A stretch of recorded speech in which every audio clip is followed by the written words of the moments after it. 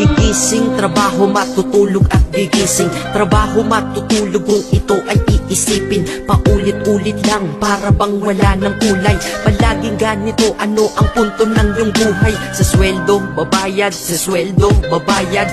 Kakasweldo lang pero ubos ang pera agad. Ito ba talaga ang binigay na kapalaran? Hindi ka mabubuhay kung hindi mo babayaran. Mahirap pala to, sana maaga kong nalaman. Para kang malayang preso pag di ka anak mayaman. Dahil aking napuna kapag bumiyahe sa umaga. Mga tao sa paligid ko hindi rin maligaya. Tayo ay mga alipin sa moderno na lipunan. Magandang kinabukasan, kailangang pag-ipunan. Pero pagkatapos nun, ano ba ang kasunod? Ika'y magkakasakit, mamamatay ka ng pagod. Di ba napakalupit? Ganito ba talaga? Habang nabubuhay ka, pera ang mahalaga. Kaya magtrabaho ka, magbanat ka ng buto.